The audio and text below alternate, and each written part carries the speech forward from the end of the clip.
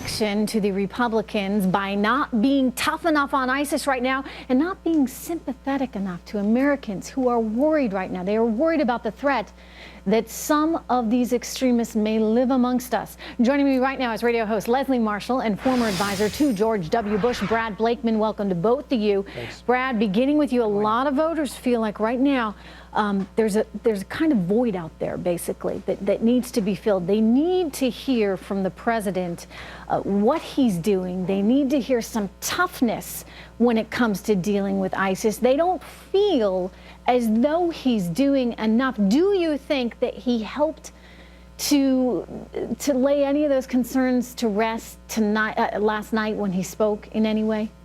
Absolutely not. It was an embarrassment to him personally, to the office of the presidency, to our country. It was an overcompensation for lack of leadership. When a president addresses the nation from the Oval Office, he does so to rally a nation, not to lecture to a nation, not to apologize for our enemies who seek our destruction. You know, and in America, we have not taken action against the Muslim people, not at all. We have been tolerant of all religions, and we're not scapegoating the entire Muslim religion. What we are identifying is an enemy who identifies with a religion, radical Islam, and seeks our destruction. And until the president is able to identify the enemy, we can never deal or destroy the enemy like they should be. Leslie, a lot of Americans feel like the president is blaming us and saying, you know, look, you know, you got to be extremely careful. You got to be politically correct in this environment. You can't call it Islamic extremism because that just sort of fuels the fire. Is this going to cost him? And, you know, again, we hate to break it down to the election, but we are living in such a world right now. Is this going to cost him, his party, and possibly Hillary Clinton?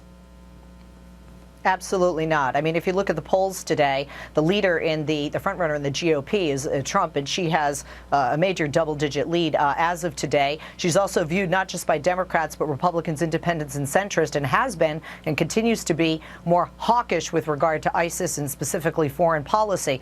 No, that's not going to hurt him. But when we look at what the president said or didn't say, and I do want to respond, there's no backlash against Muslims. I mean, seriously, please Google a few of the incidents that have taken place around this country, things that Donald Trump is saying, things that some extreme groups are saying. What the president is talking about is key, because if you ask any counterterrorism expert, ISIS wants division.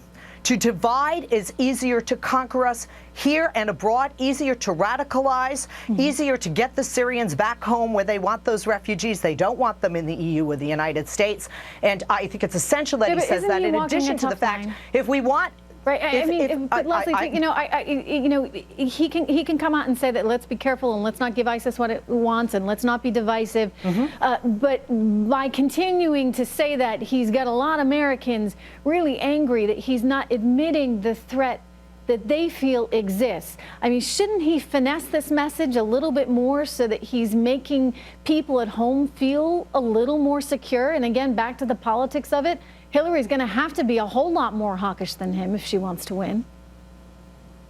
Well, I think she already is, and that's not a question. But with regard to assuaging the fears of the American people, I think a lot of people, look, myself included, especially we're just, as Americans, it's like, they've heard us, let's kill them, let's bomb them.